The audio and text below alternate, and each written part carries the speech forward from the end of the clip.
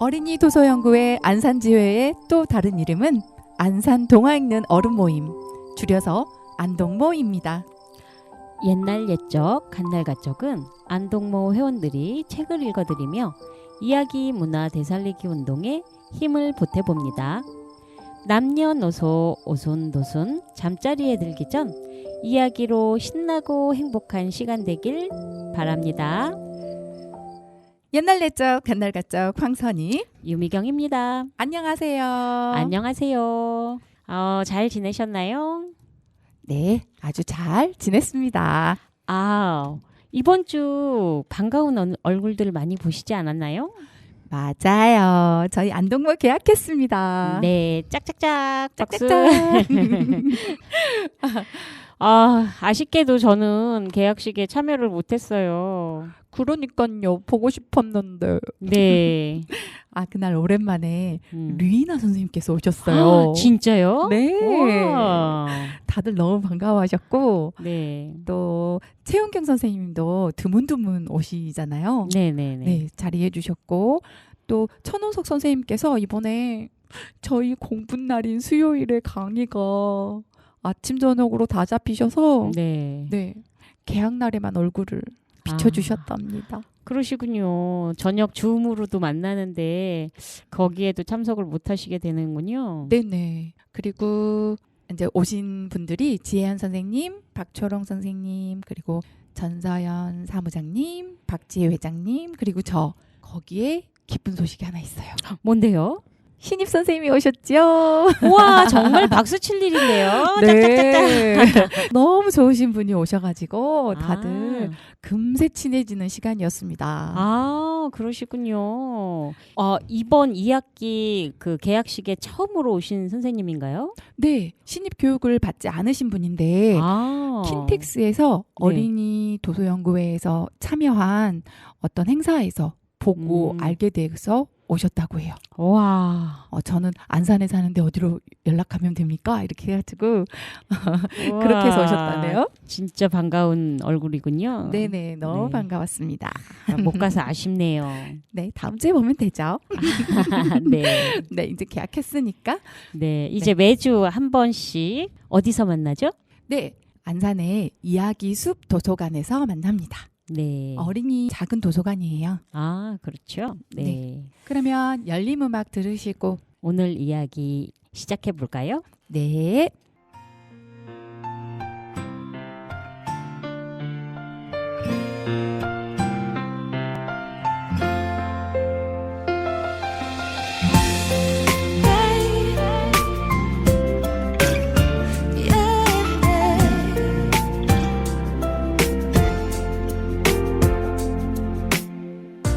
내 손 끝에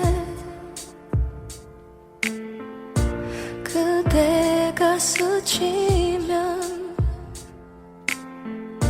차가웠던 심장에 온기가 번지죠. 살며시 다가가 기대고만 싶지만 그대와의 거리는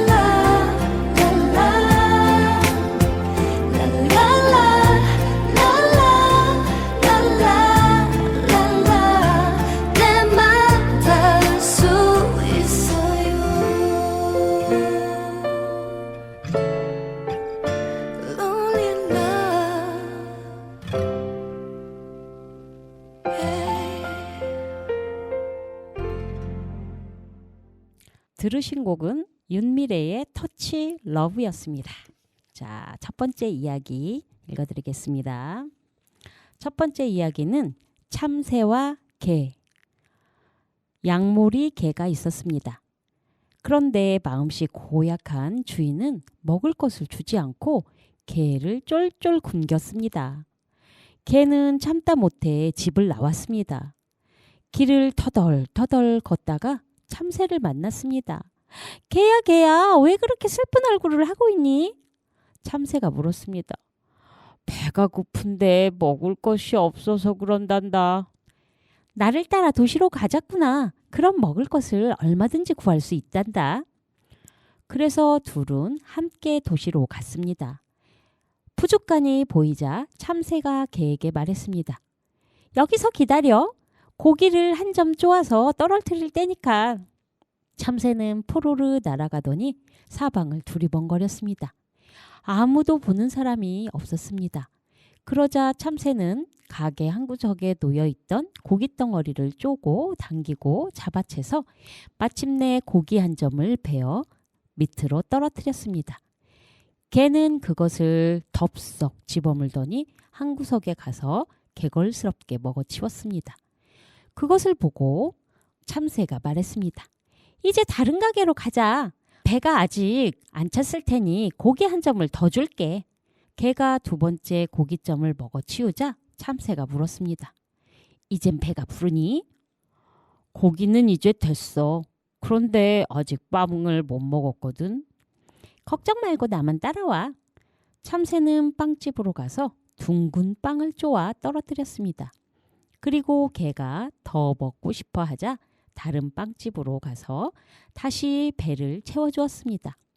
얼마 뒤 참새가 다시 물었습니다. 이젠 배가 부르니? 그래, 이제 도시 밖으로 산책이나 가자. 그래서 참새와 개는 한가롭게 걸어 다녔습니다. 그런데 날씨가 푸근해서인지 얼마 못 가서 개가 엄살을 부렸습니다. 너무 피곤해. 잠이나 한숨 푹 자고 싶어. 좋아. 내가 자는 동안 나는 가지에 앉아 있을게. 개는 길 위에 눕더니 곧바로 잠이 들었습니다. 그때 개가 누워있는 길 위로 3마리의 말이 끄는 마차가 달려왔습니다. 마차에는 포도주 2통이 실려 있었습니다. 참새는 마차가 그대로 곧장 달려가면 개가 위험하다는 생각이 들었습니다. 그래서 다급하게 소리쳤습니다. 이봐요, 돌아서 가요. 그러지 않으면 망하게 될 거예요. 흥, 누가 누구를 망하게 한다는 거야? 마부는 소리를 버럭 지르고는 말에 책짓질을 했습니다. 마차가 그대로 개를 덮쳐서 개는 마차 바퀴에 깔려 죽고 말았습니다. 그 광경을 본 참새가 외쳤습니다. 내 친구를 치워 죽였겠다. 당신 마차와 말도 무사하지 못할걸? 웃기지 말아라. 내 말과 마차가 어째고 어째? 털끝 하나 건드리지 못할 녀석이. 마부는 비웃으며 계속 달려갔습니다. 참새는 마차를 덮은 천막 밑으로 기어 들어가서 부리로 술통 마개를 콕콕 쪼아 구멍을 냈습니다. 술이 콸콸 흘러나왔지만 마부는 아무것도 몰랐습니다. 결국 길이 꼬부라질 때가 되어서야 마차에서 술이 뚝뚝 떨어지는 것을 알아차렸습니다. 술통을 살펴보았더니 이미 하나가 텅 비어 있었습니다. 난 망했다. 마부는 탄식했습니다. 아직은 망한 게 아니지. 참새는 톡 쏘아붙이더니 말의 머리로 날아가서 눈을 쪼았습니다. 마부는 그것을 보고 참새에게 도끼를 휘둘렀습니다. 그러나 참새는 포로로 날아가서 도끼는 애꿎은 말의 머리를 쳤습니다. 말은 그 자리에서 고꾸라져 죽고 말았습니다. 난 망했다. 마부가 탄식했습니다. 아직은 망한 게 아니지. 참새는 톡 쏘아붙였습니다. 그러고는 마부가 2마리의 말을 몰고 나가는 동안 천막 밑으로 다시 기어들어가 2번째 술통의 마개에 구멍을 뚫었습니다. 술이 콸콸 쏟아져 나왔습니다. 마부는 그 사실을 알아차리고 다시 한번 탄식을 했습니다. 아이고, 난 망했다. 그러자 이번에도 참새가 한마디 했습니다. 아직은 망한 게 아니지. 참새는 두 번째 말의 머리에 내려앉더니 또 눈을 쪼았습니다. 마부는 다시 도끼를 휘둘렀지만 참새는 포르르 날아가고 애꿎은 말만 또 한 마리 죽이고 말았습니다. 아이고, 나는 망했다. 아직은 망한 게 아니지. 참새는 다시 세 번째 말의 머리에 내려앉아 눈을 쪼았습니다. 마부는 불같이 화가 치밀어서 냅다 도끼를 휘둘렀습니다. 새는 포로로 날아가고 결국 마지막 남은 말도 죽고 말았습니다. 아이고, 난 망했다. 아직은 망한 게 아니지. 이제 내 집이 망하는 꼴을 보여주마. 그러더니 어디론가 날아갔습니다. 마부는 마차를 버려두고 씩씩 화를 내며 걸어서 집까지 올 수밖에 없었습니다. 왜 이리 안 좋은 일만 생기는 걸까? 술은 모두 흘려버렸고 말도 모두 죽었어. 마부가 아내에게 넋두리를 하자 아내가 말했습니다. 여보, 못된 새가 집안에 날아들어왔어요. 이 세상의 새란 새는 모두 끌고 와서는 다락에 두었던 밀을 먹어치우는 거예요. 마부는 다락으로 올라갔습니다. 과연 수천 마리의 새들이 열심히 밀을 쪼아먹고 있었고 참새는 그 한복판에 있었습니다. 아직은 망한 게 아니지. 내 목숨도 성치 않을 줄 알아라. 참새는 어디론가 훌쩍 날아갔습니다. 재산을 모두 잃은 마부는 아래층으로 내려가 화롯가에 앉았습니다. 생각할수록 분하고 억울했습니다. 그때 참새가 창틀에 내려앉더니 고래고래 소리를 질렀습니다. 내 목숨도 성치 않을 줄 알아라. 이제 마부는 불같이 화가 치밀어 올랐습니다. 요리조리 피하는 참새를 겨냥하여 미친 듯이 도끼를 휘둘렀습니다.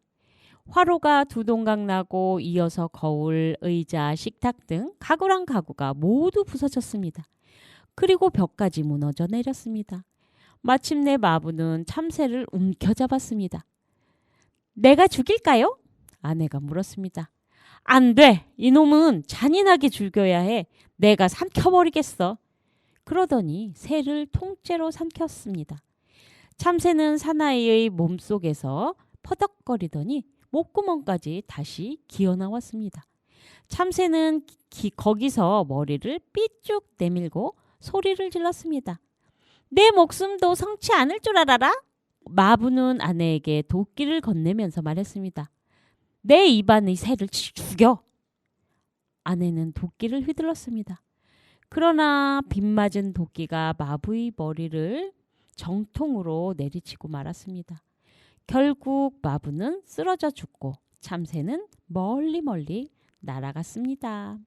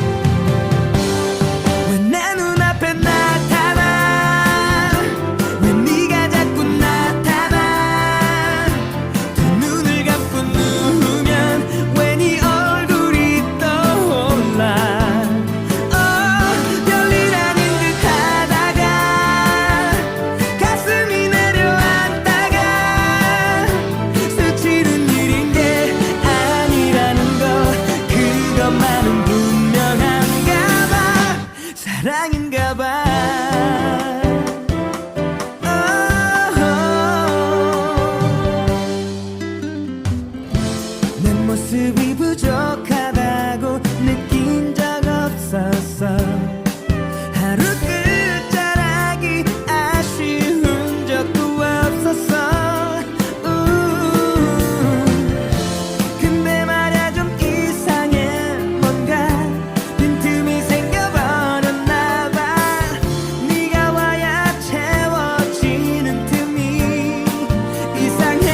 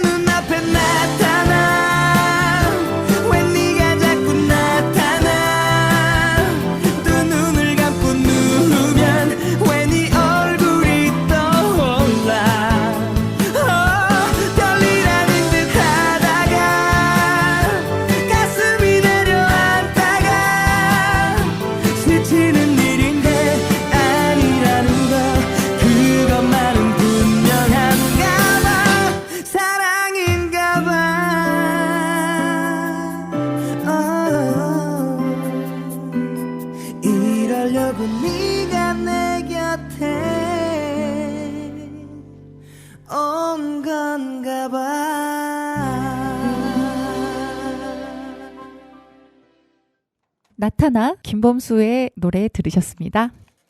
네. 제가 읽어드린 참새와 개 어떠셨어요?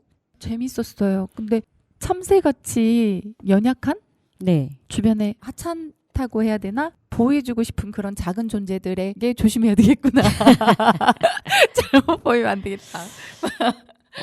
참새하고 그 개의 우정? 이런 거는 되게 뭐라 그럴까 이렇게 우리가 본받음직하지만 조금 아무리 마부의 어떤 잘못이 있다고 해도 참새의 어떤 복수는 너무 지나친 게 아니었나 이런 생각이 들기도 해요.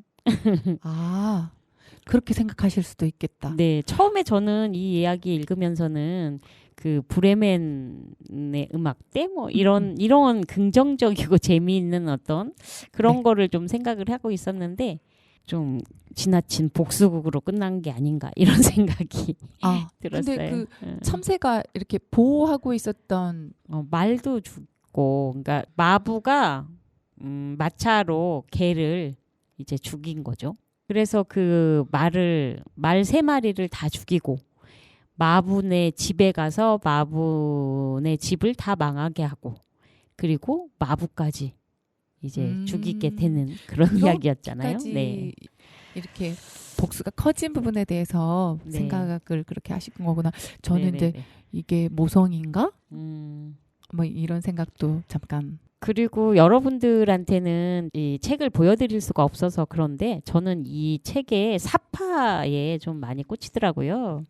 이 사파의 모습에서 그 개의 모습이 정말 앙상한 뼈만 남아있는 어떤 그런 개 모습이거든요. 집주인한테 이제 밥을 못 얻어먹어서 쫓겨난 개 이야기잖아요. 근데 결국 참새의 안내에 따라서 함께 참새랑 이렇게 길을 떠났지만 결국 개는 이제 죽임을 당한 거죠. 네. 그런 개에게 이제 복수를 해주는 그런 이야기인 것 같아요.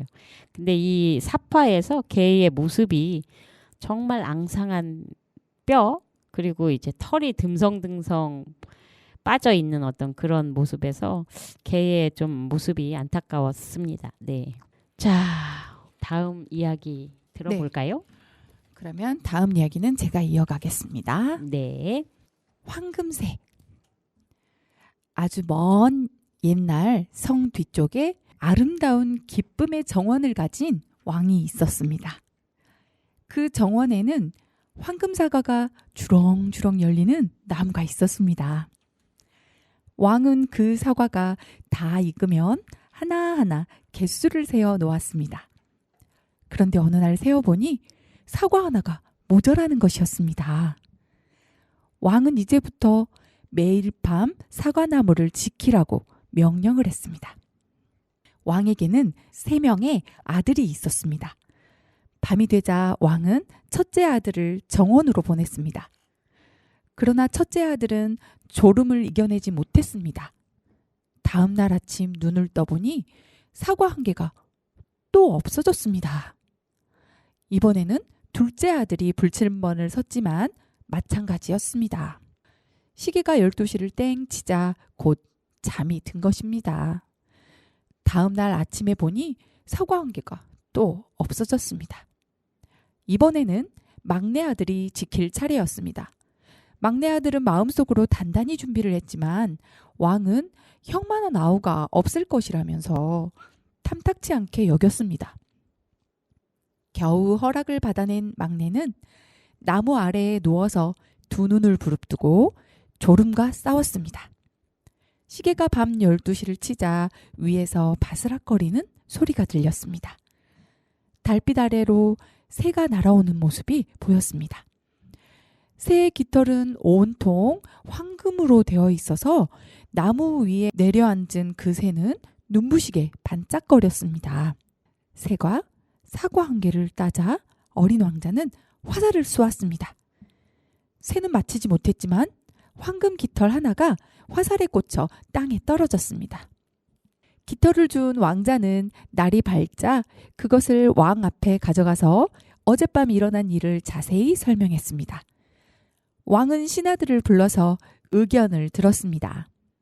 신하들은 이 깃털 하나가 이 나라 전체보다 값어치가 나간다고 이구동성으로 말했습니다. 그토록 귀중한 깃털이라면 하나만으로는 부족하지. 그 새를 통째로 가져야겠다. 그 새를 찾기 위해 처음 출발한 것은 마다들이었습니다. 마다들은 자기 머리를 믿고서 틀림없이 새를 찾아낼 수 있다고 자신했습니다.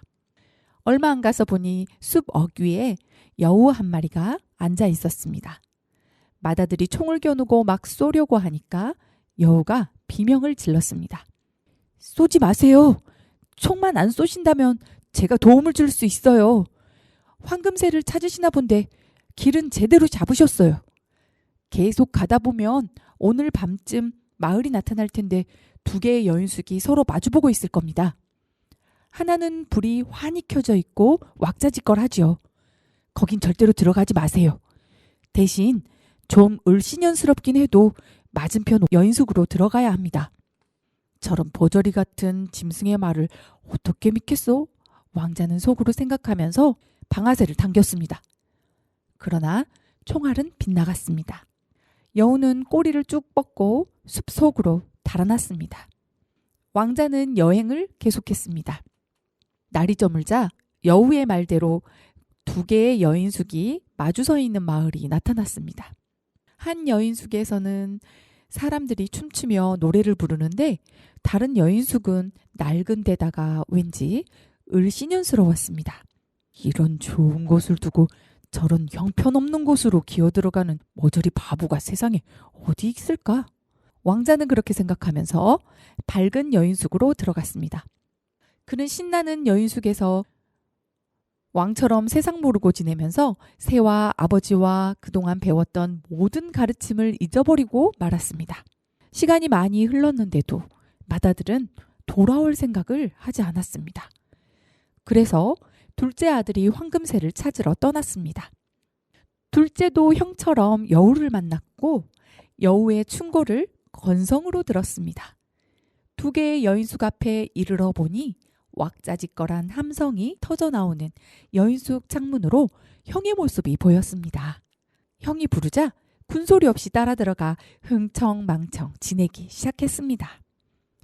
다시 시간이 흘렀습니다. 막내 아들은 자기의 운명에 도전해보고 싶어서 안절부절인데 아버지는 허락을 하지 않았습니다. 그래 봐야 헛수고지. 형들이 못한 일을 제가 어떻게 한다고. 사고라도 터지면 제 몸 하나 제대로 지키지 못할 텐데 저 녀석은 좀 둔한 편이거든. 왕은 이렇게 혼잣말을 했습니다. 그렇지만 왕자는 계속 우겨댔습니다. 마침내 왕은 가도 좋다는 허락을 내렸습니다. 이번에도 여우가 나타나 총을 쏘려는 막내에게 한 번만 살려달라고 빌면서 도움말을 주었습니다. 어린 왕자는 마음이 어지럽습니다. 걱정 마라 여우야. 너를 해치진 않을 테니. 저도 보답을 하겠습니다. 제 꼬리를 올라타세요. 그곳까지 데려다 드릴 테니. 왕자가 여우의 꼬리에 올라타자마자 여우는 달리기 시작했습니다. 언덕을 올라가는가 싶으면 어느새 쏜살같이 내리막길을 달리고 있었습니다. 바람이 귓전을 때렸습니다. 마을에 도착하자 왕자는 꼬리에서 내려 여우의 충고대로 뒤도 돌아보지 않고 초라한 여인숙으로 들어갔습니다. 거기서 하룻밤을 푹 잔 다음 아침 일찍 들판으로 나가니까 벌써 여우가 와서 기다리고 있었습니다. 몇 가지 당부의 말씀을 더 드리고 싶어요. 이쪽으로 쭉 나가면 성이 한 채 나올 겁니다. 성 앞에는 병사들이 한때 진을 치고 있지만 신경 쓸 필요는 없습니다. 모두 쿨쿨 잠을 자고 있으니까요. 병사들을 지나쳐서 성 안으로 들어가세요. 이방 저방 보면 나무로 된 새장 안에 황금새가 앉아있는 방이 나타날 겁니다. 그 옆에는 장식만 요란한 황금으로 된 새장이 있습니다. 그런데 초라한 새장에서 그 새를 꺼내서 화려한 새장에 집어넣으면 절대 안 됩니다. 그랬다가는 봉변을 당하게 됩니다. 그 말을 마친 여우는 다시 꼬리를 쭉 뻗었습니다. 왕자는 그 위에 올라탔습니다. 여우는 언덕을 올라 다시 쏜살같이 내달았습니다. 바람이 귓전을 때렸습니다. 성 앞에 도착해보니 과연 여우가 말한 그대로였습니다. 맨 끝 방으로 들어가니 나무 세장 안에 황금새가 들어있고 그 옆에 황금 세 장이 놓여 있었습니다. 사과 세 개도 방 한 구석에 있었습니다. 왕자는 이렇게 아름다운 새를 초라하고 볼품없는 세장 안에 두어서는 안 된다고 생각했습니다. 그래서 세장을 열고 황금새를 꺼내서 황금세장 안에 넣었습니다. 그 순간 새가 찢어질 듯한 비명을 질렀고 그 바람에 병사들이 잠에서 깨어났습니다. 병사들은 방으로 몰려와서 왕자를 붙잡아 감옥으로 데려갔습니다. 다음 날 아침 왕자는 재판정으로 끌려갔습니다. 왕자는 그동안의 일을 숨김없이 털어놓았지만 사형 언도를 받았습니다. 그런데 그 나라 왕은 바람보다도 빨리 달리는 황금말을 가져오면 목숨을 살려주고 황금새도 주겠다고 말했습니다. 왕자는 무작정 길을 떠났지만 한심한 생각이 들어 한숨이 절로 나왔습니다. 도대체 어디로 가야 황금말을 찾을 수 있을까? 그때 길가에 앉아있던 여우가 눈에 띄었습니다. 이게 다 제 말을 듣지 않았기 때문에 당하는 일입니다. 하지만 기운을 차리세요. 제가 황금말을 손에 넣는 비결을 알려드릴 테니까. 이리로 곧장 가면 성 한 채가 나오는데 그 성의 마구간에 황금말이 있습니다. 마구간 앞에는 마부들이 누워 모두 잠들어 있으므로 마구간에서 황금말을 꺼내오는 것은 시군중 먹기랍니다. 한 가지 조심할 것은 나무와 가죽으로 된 초라한 안장을 말 위에 얹어야지 그 옆에 황금 안장을 얹어서는 절대 안 됩니다. 그랬다가는 봉변을 당하게 됩니다. 여우는 다시 꼬리를 쭉 폈고 왕자는 그 위에 올라탔습니다. 여우는 한다름에 언덕을 올라갔다가 쏜살같이 내달았습니다. 바람이 귓전을 때렸습니다.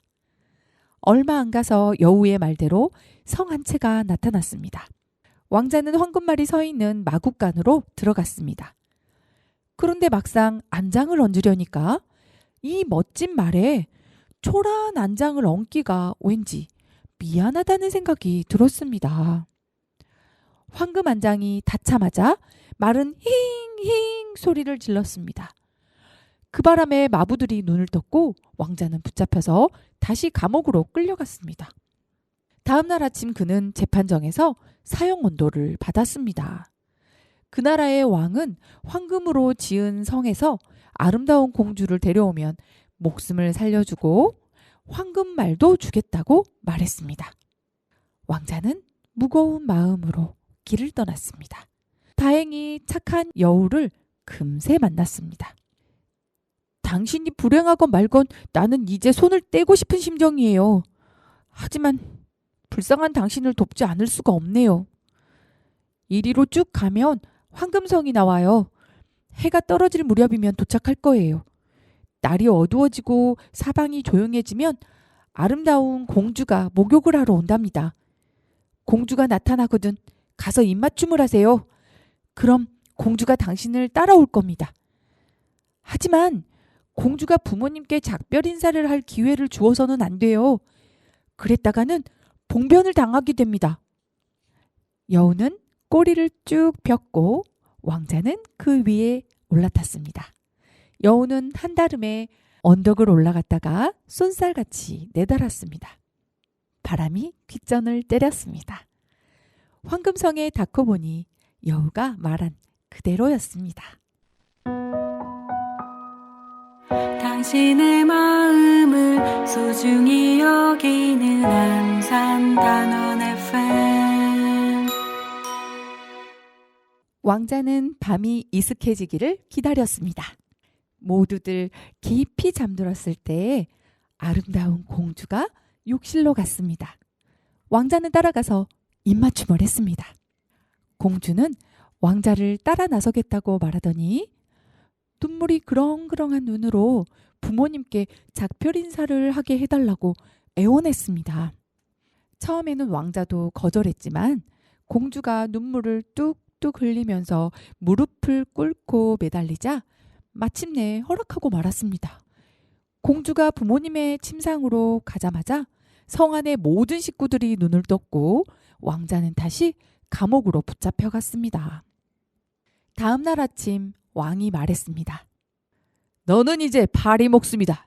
만일 네가 나의 창문 앞에 버티고 서 있어 시야를 가로막는 저 산을 없앤다면 너를 살려주마. 여드레 안에 그 일을 해내면 내 딸을 너에게 주겠다.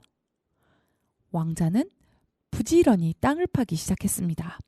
그러나 이래 동안 쉬지 않고 한 일이 다람쥐 눈곱만큼도 되지 않았다는 사실을 깨닫고는 그만 낙담을 했습니다. 그러나 일회째 되는 날 저녁 여우가 나타나서 말했습니다.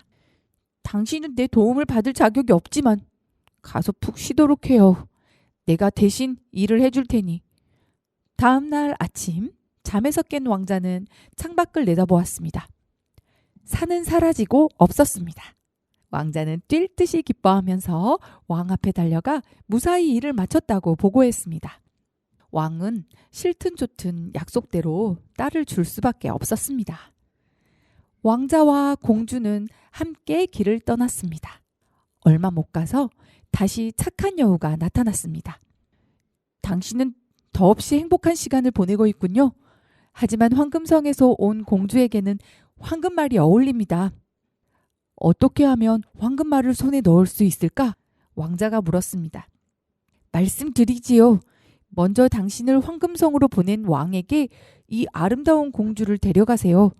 보나마나 당신을 극진하게 대접하면서 선뜻 황금말을 내놓을 테니까요.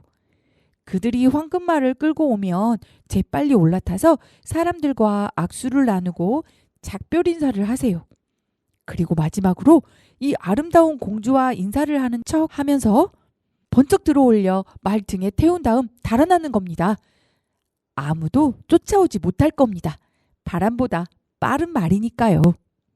모든 일이 술술 풀려나가서 왕자는 아름다운 공주를 황금말에 태우고 갈 수 있었습니다. 여우는 뒤쫓아와서 왕자에게 말했습니다. 이번에는 황금새를 갖도록 해드리죠. 황금새가 있는 성으로 가시되 아름다운 공주는 여기 그냥 두세요. 제가 잘 보살펴 드릴 테니까요. 황금말을 타고 성으로 들어가세요. 황금말을 보면 사람들이 환호성을 지르면서 황금새를 가져올 겁니다. 새 장을 바꿔든 손살같이 내빼면서 공주를 데려가세요. 이번에도 일이 순조롭게 풀려나가 왕자는 이제 값진 보물들을 가지고 집으로 돌아가기만 하면 되었습니다. 그러자 여우가 말했습니다. 이제는 제가 부탁을 드려야겠네요. 무슨 부탁인데? 왕자가 물었습니다. 숲에 닿는 대로 저를 쏘아 죽인 다음 머리와 발을 잘라주세요. 무슨 끔찍한 소리를. 그런 부탁은 도저히 못 들어준다. 그렇다면 저는 그냥 가야겠군요. 가기 전에 마지막으로 충고 하나만 더 하겠어요. 2가지를 조심하세요. 목 매달려 죽을 목숨을 사지 말고 우물가에 앉지 마세요. 여우는 그 말을 마치고 숲으로 사라졌습니다. 별뚱딴지 같은 녀석을 다 보겠네. 왕자는 속으로 생각했습니다. 참으로 알 수 없는 소리였습니다. 목 매달려 죽을 목숨을 사지 말라니요. 우물가에 앉지 말라는 엉뚱한 소리는 또 뭡니까? 왕자는 아름다운 공주와 여행을 계속했습니다. 어느덧 2 형이 머무르던 마을에 닿게 되었습니다. 마을은 와글와글 시끌시끌 온통 난리였습니다. 왕자가 그 이유를 묻자 2 사내의 목을 매단다는 것이었습니다. 가까이 다가가서 보니 2 사내는 바로 왕자의 형들이었습니다. 갖고 있던 돈을 모두 다 써버리고 온갖 못된 짓을 도맡아 저지른 모양이었습니다. 왕자는 어떻게 용서받을 수 없겠느냐고 물었습니다. 저놈들의 자유를 당신이 산다면 가능하지요. 하지만 저런 악당놈들을 풀어주기 위해 왜 아까운 돈을 낭비하려는 거요? 사람들이 그렇게 말을 해도 왕자는 서슴없이 2 형의 몸값을 치렀습니다. 풀려난 형들은 왕자와 길을 떠나게 되었습니다. 얼마 못 가서 그들이 처음으로 여우를 만났던 숲에 다다랐습니다. 따가운 햇볕 아래 땀을 뻘뻘 흘리던 두 형은 시원한 숲이 나타나자 이렇게 말했습니다. 우물에 가서 좀 쉬다 가자. 목도 적시고 배도 채우고 말이야. 왕자도 그러자고 했습니다. 형들과 이야기를 하다 보니 우물가에 앉지 말라던 여우의 당부를 까맣게 잊었습니다. 못된 형들은 왕자를 우물에 밀어넣고 공주와 황금말과 황금새를 데리고 아버지의 성으로 갔습니다. 저희는 황금새 말고도 황금말, 거기에다 황금성에서 공주도 데리고 왔습니다. 두 아들이 말했습니다. 떠들썩한 잔치가 벌어졌습니다. 그러나 말은 먹지를 않았으며 새는 노래를 부르지 않았습니다. 또한 공주는 앉아서 울기만 했습니다. 한편 우물에 빠진 왕자는 겨우 목숨을 건졌습니다. 다행히 우물이 말라 있었던 데다가 보드라운 이끼 위에 떨어져 몸이 상하지 않았던 것입니다. 그래도 한동안 빠져나오지 못하고 있었는데 착한 여우가 또 나타나서 도움을 주었습니다. 여우는 우물 속으로 뛰어내리더니 자기의 충고를 듣지 않았다고 왕자를 나무랐습니다. 하지만 당신을 버리지는 않겠어요. 곧 밝은 세상을 보게 될 거예요. 여우는 자기 꼬리를 단단히 붙잡으라고 일렀습니다. 그러더니 왕자를 꼭대기로 끌어올렸습니다. 아직 안심할 형편이 못 돼요. 형들은 당신이 죽지 않았을지도 모른다고 생각해요. 감시원들에게 숲을 빙 에워싸고 있다가 당신이 나타나면 쏘아 죽이라고 명령을 내렸어요. 도중에 왕자는 가난한 사나이를 만나 옷을 바꾸어 입었습니다. 그래서 사람들 눈에 띄지 않고 무사히 왕의 궁전에 닿았습니다. 그러자 새가 노래를 부르기 시작하고 말이 먹기 시작하고 아름다운 공주가 울음을 뚝 그쳤습니다. 왕은 깜짝 놀라서 물었습니다. 이게 어찌된 영문인고? 저도 모르겠습니다. 전에는 슬펐는데 지금은 무척 즐겁답니다. 저의 진짜 낭군이 돌아온 것 같아요. 아름다운 공주가 말했습니다. 공주는 형들에게서 사실을 말했다가는 당장 죽여버리겠다는 협박을 받았지만 왕에게 그동안 있었던 일을 그대로 털어놓았습니다.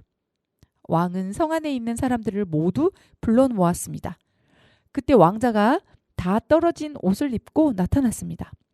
공주는 당장의 왕자를 알아보고 그를 끌어안았습니다. 죄 많은 두 형은 붙잡혀서 처형을 당했습니다. 막내는 아름다운 공주와 결혼했고 왕의 후계자로 지명되었습니다. 그런데 불쌍한 여우는 어떻게 되었을까요? 오랜 세월이 흐른 뒤 숲을 다시 찾은 왕자는 여우와 마주쳤습니다. 여우가 말했습니다. 당신은 원하던 것을 모두 얻었지만 저의 불행은 끝이 없군요. 저를 구해줄 분은 당신뿐입니다. 여우는 자기를 쏘아 죽인 뒤 머리와 발을 잘라달라고 사정사정했습니다. 왕자는 할 수 없이 여우의 소원을 들어주었습니다. 그런데 이게 웬일입니까? 여우는 다름 아닌 아름다운 공주의 오빠로 변했습니다. 마법의 주문에 걸려 있다가 마침내 풀려난 것입니다.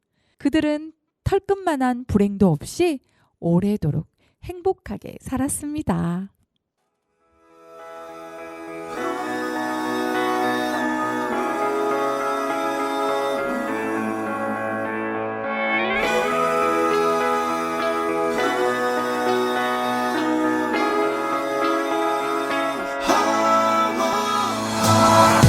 아무 말 없이 내게서 커져만 가는 게 아무래도 이대로는 안 되겠어.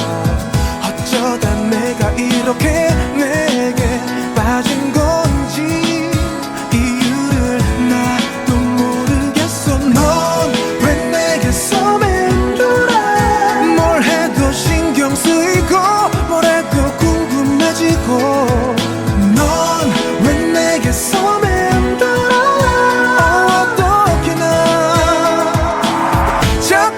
생각이 나. 말해 뭐해 이러다가 바보처럼 한눈 팔게 하지 말고 말해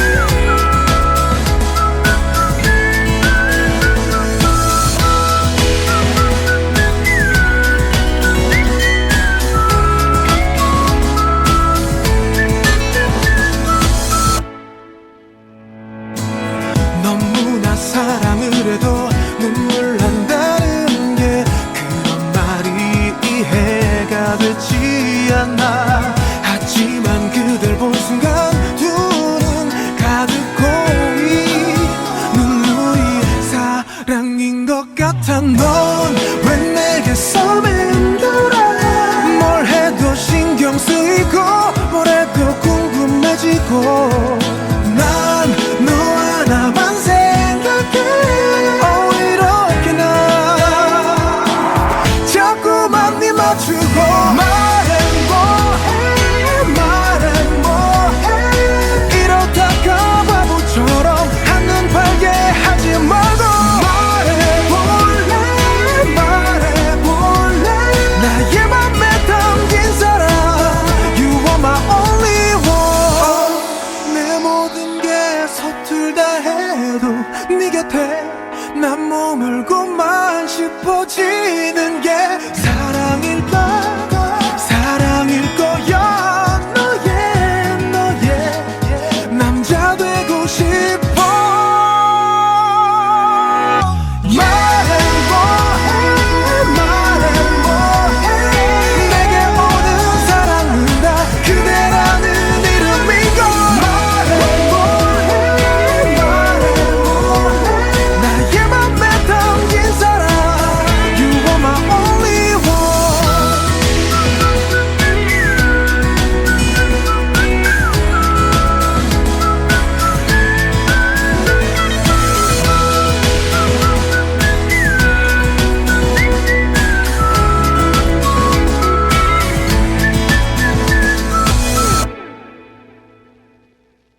네, 들으신 곡은 말해 뭘해 였습니다. 누가 불렀죠? K-윌이요? 네. 이야기가 참 재밌어요. 그리고 해피엔딩으로 끝났고요. 해피엔딩 너무 좋아요. 네. 그리고 황금 사과 너무 갖고 싶네요. 오빠였어요, 여우가. 그러게요. 그 오빠가 공주의 오빠. 공주가 잘 되기를 바라는 마음이었을까요? 공주 있는 대로 안내하고 싶은 그 오빠의 마음이 있었고 그다음에 그 오빠가 마법에 걸려 있었잖아요. 네. 결국은 풀렸어요. 그 왕자가 자기가 하고자 하는 일을 소신대로 끝까지 할 거라는 걸 그 여우가 알아차렸는데 네. 그래서 불행이 계속된다고 말을 한 것 같아요. 나를 안 죽일 거라 아니까 자기 불행은 계속될 거다. 그치만 그걸 또 이제 저 부탁을 들어줘야 되는 머리와 다리를 친다, 없앤다라는 게 본능적인 어떤 동물적인 어떤 습성을 잘라내는 것인가? 이성적인 인간으로 탈바꿈하는 그런 생각은 했는데 어려운 결정인 것 같아요. 네. 누군가를 머리와 다리를 잘라내주는 행동 자체가 그렇죠. 누군가한테 그런 행동을 해준다는 게 그리고 그 누군가가 나를 도와준 은인이었으니까요. 네. 더 어려웠겠죠. 참. 어찌됐건 네. 황금 사과가 저에게도 좀 뚝 떨어졌으면 좋겠습니다. 네. 자, 이제 세 번째 이야기 가볼까요? 세 번째 이야기는 도둑과 그의 사부 이야기입니다. 야는 아들에게 한 가지 기술을 가르쳐주고 싶었습니다. 그래서 교회에 가서 아들에게 무엇을 가르치면 좋겠는지 하느님에게 물었습니다. 그러자 제단 옆에 서 있던 교회지기가 말했습니다. 도둑질, 도둑질. 그러자 야는 아들에게 하느님께서 원하시니 너는 도둑질하는 법을 배워야 된다고 말했습니다. 그 길로 야는 아들과 함께 도둑질에 대해서 잘 알고 있는 사람을 찾아 나섰습니다. 집을 떠난 지 꽤 여러 날이 지난 다음 아버지와 아들은 마침내 커다란 숲에 닿았습니다. 숲에는 작은 오두막이 있었는데 그 안에는 늙은 여자가 앉아 있었습니다. 혹시 도둑질 잘하는 사람을 아시나요? 얀이 물었습니다. 멀리 갈 것 없수. 내 아들이 도둑질의 명수니까. 그래서 얀은 그 아들이라는 사람에게 말을 걸면서 정말 도둑질을 잘하느냐고 물었습니다. 아드님을 잘 가르쳐 드리겠습니다. 1년 뒤에 돌아오셔서 아드님을 알아보시면 그땐 제가 수업료를 받지 않겠습니다. 하지만 아드님을 보지 못하면 선생은 저에게 200달러를 주셔야 합니다. 아버지는 다시 집으로 돌아가고 아들은 온갖 마술과 도둑질을 배웠습니다. 이럭저럭 1년이 되어 아버지는 혼자서 아들을 만나러 갔습니다. 그런데 길을 걸으면서도 조금씩 걱정이 되기 시작했습니다. 아들이 이상하게 변했으면 무슨 수로 알아볼지 영 자신이 없었던 것입니다. 그렇게 애를 태우면서 걷고 있을 때 작은 난쟁이가 나타나서 말을 걸어왔습니다. 무슨 걱정거리라도 있나요? 아주 울적해 보이는데. 사실은 1년 전에 도둑질의 명수라는 사람에게 한 수 배우라고 아들 녀석을 그 밑으로 들여보내지 않았겠소? 그 사람 말이 1년 뒤에 다시 와서 아들 녀석을 내가 알아보지 못하면 200달러를 내야 한다는 거요. 물론 그 녀석을 알아보면 아무것도 줄 필요가 없지만 오늘이 바로 그 1년째 되는 날이죠. 그런데 과연 아들 녀석을 알아볼 수 있을지 슬슬 걱정이 되기 시작한단 말이오. 보다시피 난 빈털털이거든. 난쟁이는 빵 한 조각을 들고 굴뚝 밑으로 가서 서 있으라고 말했습니다. 테들보 위에 바구니가 하나 있고 그 안에서 새 한 마리가 고개를 삐쭉 내밀 겁니다. 그게 선생의 아들입니다. 야는 난쟁이의 말대로 굴뚝 밑으로 가서 바구니 옆에 검은 빵 조각을 던졌습니다. 그랬더니 새가 나와서 물끄러미 쳐다보았습니다. 잘 있었느냐? 내가 내 아들이지? 아들은 아버지를 만나서 기뻤지만 도둑질의 명수는 화가 나서 아버지에게 말했습니다. 틀림없이 악마가 당신에게 기뜸해 주었어. 그렇지 않고서야 어떻게 알아낼 수 있단 말인가? 가요 아버지. 아버지와 아들은 집을 향해 출발했습니다. 도중에 마차 한 대가 옆으로 지나가자 아들이 입을 열었습니다. 제가 커다란 개로 변할 테니 아버지는 저를 비싼 값에 파세요. 마차에 탄 신사가 말을 걸었습니다. 안녕하시오. 당신의 개를 나한테 팔지 않겠소? 그러지요. 얼마 드리면 되겠소? 30달러? 꽤 비싸게 부르는군. 하지만 그만한 값어치는 있겠어. 줬소. 신사는 개를 마차로 데려갔습니다. 개는 얼마 못 가서 마차에 난 창으로 뛰어내렸습니다. 그러더니 곧 사람으로 변하여 아버지에게 돌아왔습니다. 아버지와 아들은 집을 향해 걸었습니다. 다음 날 이웃 마을에 장이 섰습니다. 아들은 아버지에게 말했습니다. 제가 멋진 말로 변할 테니까 아버지는 저를 장에 내다 파세요. 하지만 파실 때 제갈은 꼭 벗겨주셔야 해요. 그래야 다시 사람으로 돌아올 수 있거든요. 아버지는 장으로 말을 몰고 갔습니다. 도둑질의 명수가 와서 그 말을 1000달러에 샀습니다. 그런데 아버지는 깜빡 잊고 제갈을 벗기지 않았습니다. 도둑질의 명수는 말을 집으로 데려와서 마구간에 넣었습니다. 한 처녀가 마구간 문으로 지나가자 말이 소리쳤습니다. 제갈을 풀어줘! 제갈을 풀어줘! 처녀는 마구간으로 들어가서 제갈을 풀어주었습니다. 말은 참새로 변해 문틈으로 날아갔습니다. 그러자 도둑질의 명수도 참새로 변해 그 뒤를 쫓았습니다. 둘은 공중에서 맞붙었습니다. 결국 도둑질의 명수가 싸움에 져서 수탉으로 변했습니다. 그러자 아들은 여우로 변하여 수탉의 머리를 물어뜯었습니다. 결국 도둑질의 명수는 죽임을 당했고 그 뒤로 다시 살아났다는 소식은 들리지 않았습니다.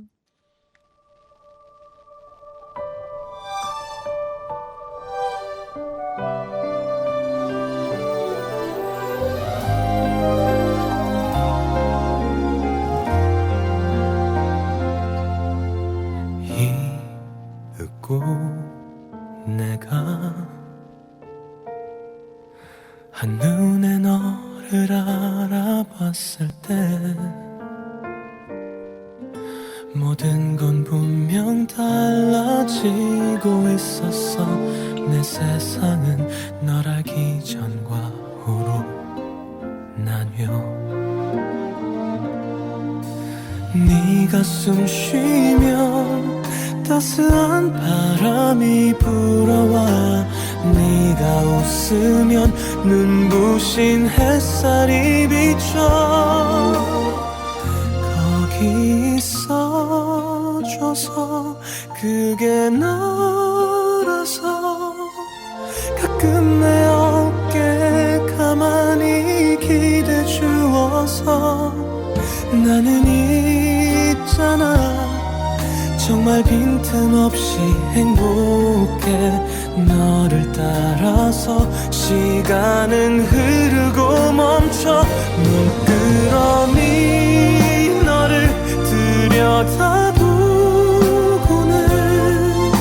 그것 말고는 아무것도 알 수 없어서 너의 모든 순간 그게 나였으면 좋겠다. 생각만 해도 가슴이 차올라. 나는 온통 너로.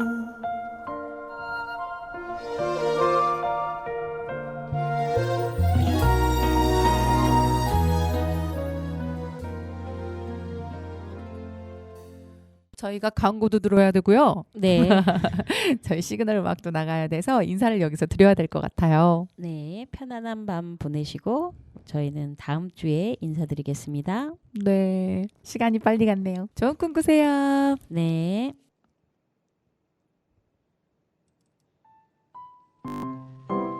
써니 덥고 꿉꿉해서 입맛도 없는데 어디 맛있는 거 먹으러 갈 데 없을까? 언니, 안산엔 대부도가 있잖아요. 대부도 하면 칼국수. 대부도 우리송 칼국수에 가서 시원한 콩국수와 칼국수랑 해물파전에 동동주 한 잔 쭉. 어때? 좋겠다.